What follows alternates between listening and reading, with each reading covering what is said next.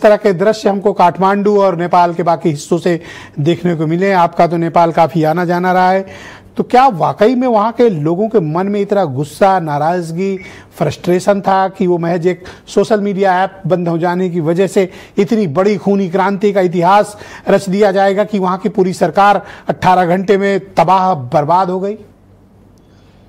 देखिए, जब जब राजनेताओं पर से किसी देश की जनता का विश्वास उठ जाएगा, तब तब ऐसी ऐसी तस्वीरें और दुर्लभ घटनाएं देखने को मिलेंगी। ये अब वो जमाने नहीं हैं जब संचार के साधन ऐसे नहीं होते थे, लोगों को इकट्ठा करना पड़ता था। अब लोग एक दूसरे से संचार के द्वारा जुड़े हैं, सोशल मीडिया के द्वारा। दुग्गल साहब ने जो बात कही वो बात बहुत बड़ी है कि कोई एक निर्णय आपका कितना घातक स्वरूप ले सकता है, वो नेपाल में देखने को मिला है। ये भारत के आसपास के जितने देश हैं, ये नेपाल ऐसा 5वां देश कहा जाए जिसमें यह तख्ता पलट हुआ है।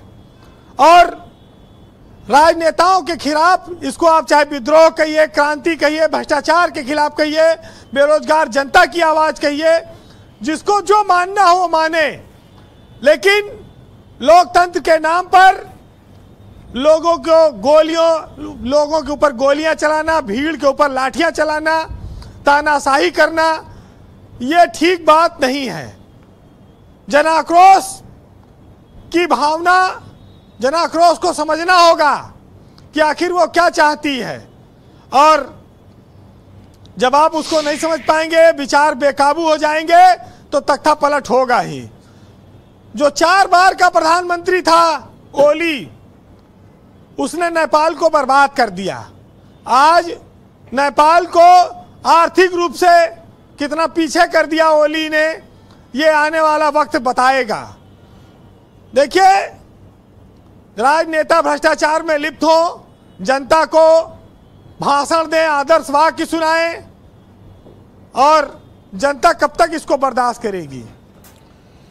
नेपाल कई पीढ़ियों पीछे चला गया, लेकिन आज उसने एक ऐसे तानाशाह टाइप के नेता से मुक्ति पाई है जो बार बार लंगड़ी सरकार का मुखिया बनकर देश को चीन से निकटता बढ़ाने का खामियाजा भुगतने के लिए छोड़ गया है।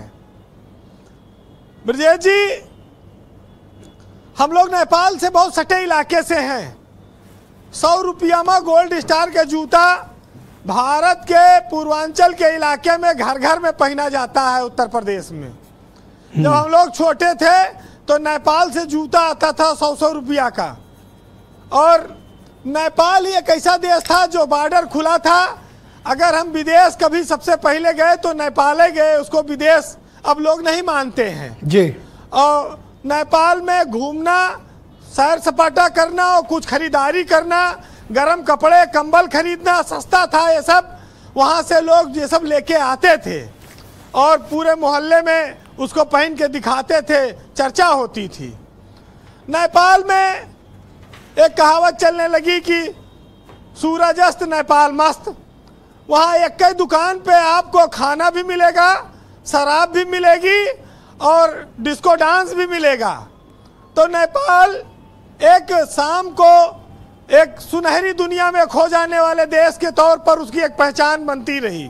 लेकिन उस नेपाल को न कभी अंग्रेज कब्जा कर पाए, न मुगल कब्जा कर पाए, जिस नेपाल पर चीन ने अपनी दोस्ताना बढ़ा दी। जो नेपाल में जहाँ पर बहुत सारे लोग इधर जाते हैं, भैरवा के पास जाते हैं, पोखरा जाते हैं। पोखरा में एक इंटरनेशनल एयरपोर्ट बना है जो चाइना के पैसे से बना है, और चाइना ने उस इंटरनेशनल एयरपोर्ट को बहुत भव्य तरीके से बनाया है पोखरा में। मतलब चाइनीज इन्फ्लुएंस आपके मुताबिक नेपाल पर काफी बढ़ गया है? हाँ, काफी ज्यादा है।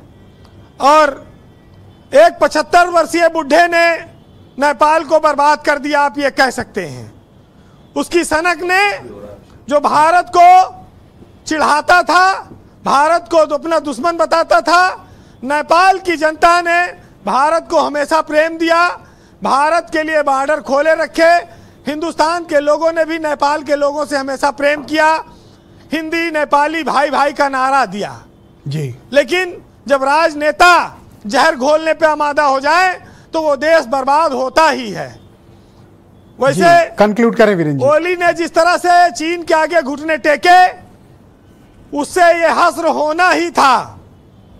और अफगानिस्तान में तब पहला तख्ता पलट हम लोगों ने देखा, फिर उसके बाद श्रीलंका में देखा, फिर अभी बांग्लादेश में कुछ दिन पहले देखा था, और अब नेपाल में देख रहे हैं।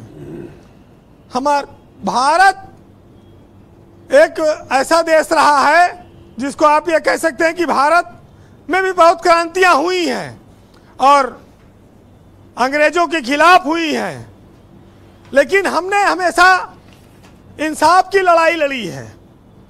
हमारे देश के नेताओं ने उच्च कोर्ट का आदर्श प्रस्तुत किया है। इस देश को आजाद कराने में उनका चरित्र हमेशा उत्तम रहा है, ब्लैकमेलिंग का धंधा नहीं रहा है। लेकिन जब किसी देश का राजनेता शीर्ष व्यक्ति भ्रष्ट हो जाएगा तो वहां की जनता के पास विद्रोह के अलावा कोई रास्ता नहीं बचता है। भगत सिंह का एक बहुत बड़ा उदाहरण है, आज वो आपके सामने रखता हूं। इस समय याद आता है, वो भारत नहीं पूरे दुनिया पर लागू होता है। सुनिएगा कि लिख रहा हूं मैं अंजाम जिसका कल आगाज आएगा, और मेरे लहू का हर एक कतरा इंकलाब लाएगा। मैं रहूं या ना रहूं, पर यह वादा है तुमसे मेरा कि मेरे बाद वतन पर मिटने वालों का एक सैलाब आएगा। बहुत शुक्रिया वीरेन जी, बहुत बहुत धन्यवाद आपका।